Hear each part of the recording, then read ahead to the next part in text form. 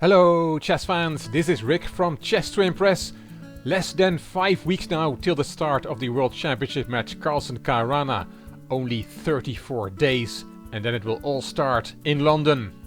On Chess to Impress we continue the countdown to this 47th event in the history of the undisputed and official World Championship by looking at the first 46 events, and we have arrived in 1978. We've just seen Bobby Fischer become world champion in the previous video, but what happened? There's no more mention of Fischer on this list. I'll tell you what happened. These were the candidates matches held in 1974 to determine who would challenge Bobby Fischer for the world title. In the quarterfinals it was first to 3 wins. In the semifinals the players had to win 4 games, and in the finals they had to win 5 games. Karpov beat Polugajevsky, Spassky beat Robert Byrne, Korchnoi beat Mecking, and Petrosyan beat Portisch. In the semi-finals Karpov beat Spassky and Korchnoi beat Petrosyan, who forfeited after having lost 3 games. In the final, no player was able to win 5 games. It was 3-2 to Karpov after 24 games, and that was the limit put on the number of games. Karpov won 12.5, 11.5. But then in 1975 Bobby Fischer refused to play the standard best of 24 games match. He felt that the first to 12.5 points format was not fair, since it encouraged whoever was leading to play for draws instead of wins. Fischer demanded the format to be changed to that used in the very first World Championship match between Steinitz and Zukertort. You can see the story of that match in the first video in this series, where the winner was the first player to score 10 wins with draws not counting. In case of a 9-9 score, the champion would retain the title, and the FIDE Congress of 1974 voted in favor of Fischer's 10-win proposal, but rejected the 9-9 clause, as well as the possibility of an unlimited match. Fischer then refused to defend his title. Deadlines were extended for Fischer's reconsideration, but he did not respond. Then Anatoly Karpov was named the 12th world champion by default, and that was a very sad day in chess. None of that was Anatoly Karpov's fault, of course. So Karpov was world champion and the show must go on, so we had new candidate matches. Fischer was given a spot in the candidates matches, but not surprisingly he declined. In the quarterfinals we saw Korchnoi beat Petrosyan, Polugajevsky beat Mecking, Spassky beat Hort, and Portisch beat Larsen. Semifinals Korchnoi beat Polugajevsky and Spassky beat Portisch. Korchnoi beat Spassky in the final and qualified for the World Championship match against Karpov. You see no flag against Korchnoi, and that was because in 1976 he defected from the Soviet Union after a tournament in Amsterdam. So where was the match Karpov-Korchnoi going to be held? 3 cities put forward proposals to organize the match: Hamburg in Germany, Graz in Austria and Baguio City on the Philippines. Karpov wanted to play in Hamburg. Korchnoi preferred Graz. Both did not want to play in Baguio City, which was too far away, too warm and too humid. When Karpov made his list, he put Hamburg on top. He realized that if he put Graz as second, that city would probably win, as Korchnoi would put Graz first. So Karpov cunningly put Graz as his third choice, hoping Korchnoi would pick Hamburg as his second choice, so that Hamburg would win the bid. But Korchnoi did not do this.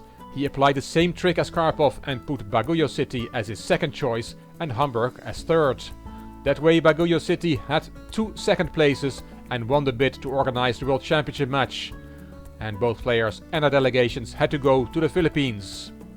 The match was full of controversy, with hypnotists, coated tubs of yogurt and X-raying of chairs and a lot more. This is a picture of the match. On the left, challenger Viktor Korchnoi. On the right, world champion Anatoly Karpov. The match went well for Karpov. He was 4-1 and then 5-2 ahead. The winner would be the first player to reach 6 wins. But then Korchnoi clawed his way back. He won 3 out of 4 games between game 28 and 31 to make it 5 wins all. So the next player to win a game would be world champion. And then came game 32, played on the 17th of October 1978. White world champion Karpov, black challenger Korchnoi. e4, d6, Korchnoi deviates from the open Spanish which had served him well in his match, and he's going for the perched defense as a surprise weapon. d4, knight f6, knight c3, g6, and knight f3, playing his usual repertoire against the perch. Bishop g7, bishop e2, both players castled, and c5. That was Korchnoi's idea, transforming into an old Benoni structure. White can now take on c5, d takes, the queens get swapped, and bishop e3. Korchnoi must have been of the opinion that this queenless middle game is playable for black. But Karpov did not go into this queenless middle game. He played d5, the main move against the Benoni. Knight a6, bishop f4, knight c7, a4, and here a6 was the favorite move in this position by Grandmaster Lothar Schmid, who was also there. He was the main arbiter for this event, so he must have enjoyed this game. But Korchnoi did not play his move, he played b6 instead, and that is the most popular move even nowadays. Rook e1, bishop e7.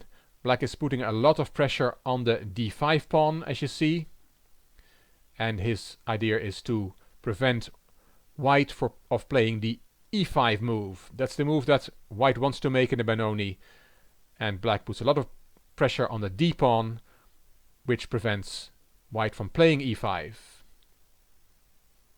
Bishop c4 and knight h5. Grandmaster Keen calls this a tempo loss, which causes black to struggle. The move a6 was played in a few Grandmaster games in the early 2000s, and that seems to be a better move than knight h5. Karpov played bishop g5, saving his bishop. Knight back to f6, and queen up to d3. Now Korchnoi played the a-pawn, rook in the center, and rook b8. He wants to push b5.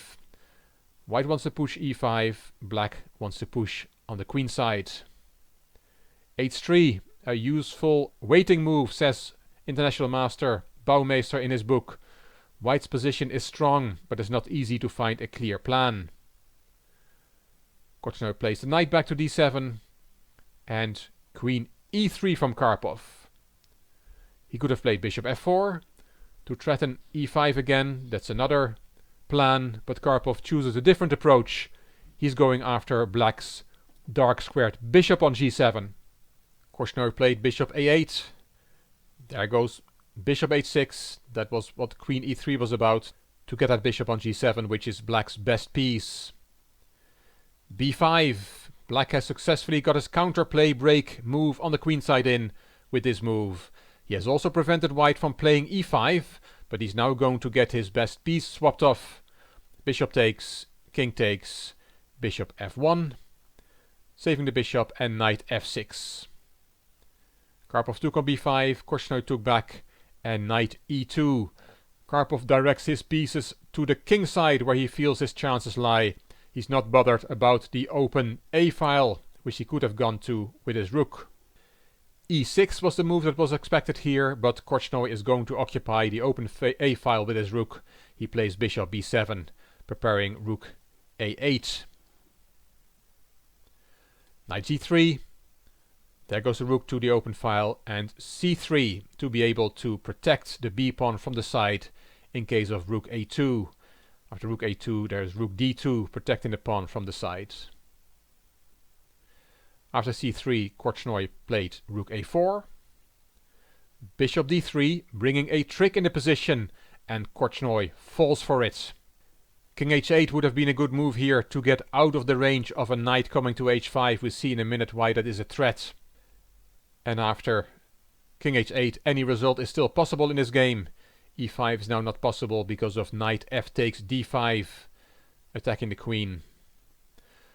But after bishop d3, Korchnoi did not see the threat. He played the queen to a8, doubling on the open file and putting a battery on this diagonal. But now e5 is possible, and Karpov played it. And this move is tactically justified, as we'll see. Black's play was based on stopping e5, because then he can take on d5, but here taking on d5 does not work. Knight f takes d5 would be a big blunder, because of knight h5 check. It is check, so black does not have time to take the queen, and that's why it was good for the king to go to h8, as we just saw. Because if you take that knight, then there is queen g5 check, king h8, queen h6, threatening checkmate on h7. If you play f5, there is knight g5, and this leads to checkmate. White wins. Let's go back. We played knight h5 check. We can also flee with the king h8. But then there is queen h6, threatening checkmate on g7. And if you play knight e6 to cover the g7 square, then there is again knight g5, and now there's also a checkmate threat on h7. White wins. Black gets checkmated here. So back to the game. After e5 we just saw that you cannot take on d5. Korchnoi saw all that and he took the pawn. There's nothing else.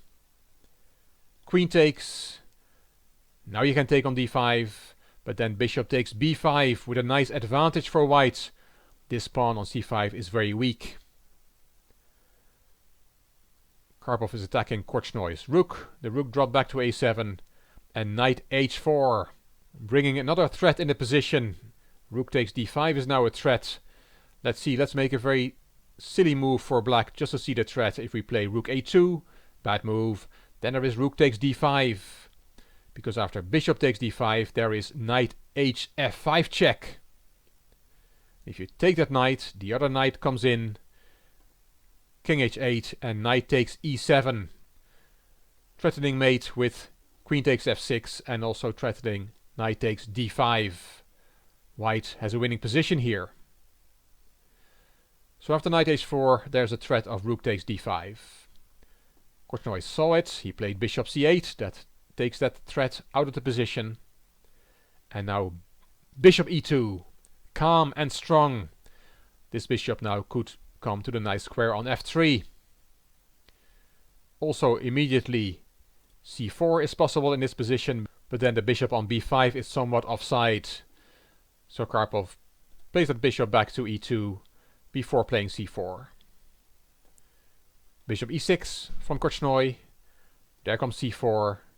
The knight has to play, and there goes that weak c-pawn off the board. White is a pawn up. Queen b8. Bishop back to f1. Rook c8 hitting the queen. And queen to g5, and you cannot win the pawn back. Bishop takes c4 would be a blunder. Because of bishop takes, and rook takes e7. You cannot take that rook. Because of knight h5 check, we see that move again. The g-pawn is pinned. King g8, knight h6 check.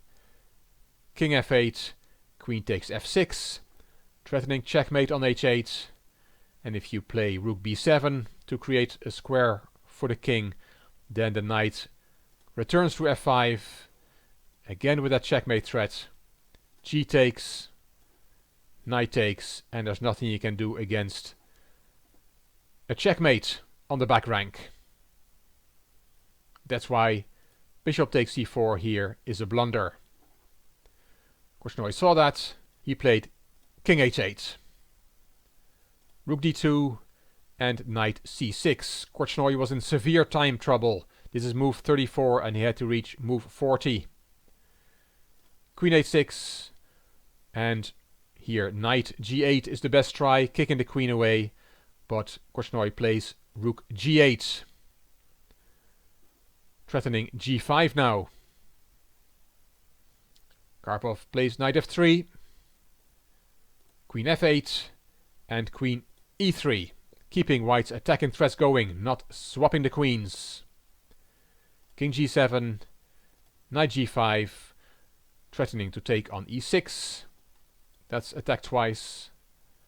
Bishop back to d7 and b4. Now that black has committed many pieces to the defense of his king, white starts to get his queenside pawns moving. You cannot take that pawn because your rook is hanging.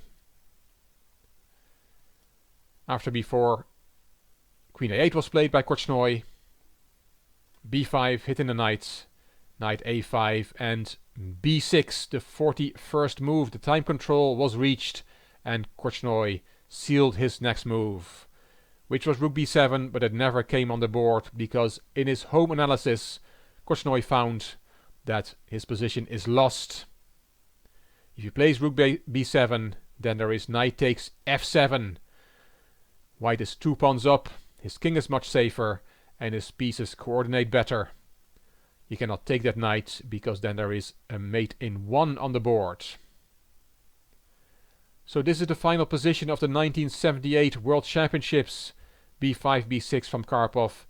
Korchnoi did not resume the game, and Karpov had his 6 wins. He won 6-5 and remained world champion. Here's the table. You can see the player started with 7 draws before Karpov won the first game in game 8. And we see at the end of the table that great comeback from Korchnoi, being 5-2 down and then winning game 28, 29 and 31. But in game 32 he did not play his best chess. It had been quite a match. The Soviet model citizen Anatoly Karpov against the rebel Viktor Korchnoi, who had defected from the Soviet Union. Many people thought this was Korchnoi's chance, that he would not get another chance to become world champion, but as we can see here, 3 years later Korchnoi had done it again, qualify for another world championship match, and I'll tell you about that match in the next video. Hope you like this video and that you're enjoying the series, the countdown towards Carlsen-Caruana. If you like the video, please give it a thumbs up, please subscribe to the Chess to Impress channel, and please leave a comment. I will read them all and I will make sure I reply. If you like the video, if you like the series, it would be great if you could share it on social media by clicking the share button on YouTube. The link to the series is here, and this is Rick for Chess to Impress. Thank you for watching.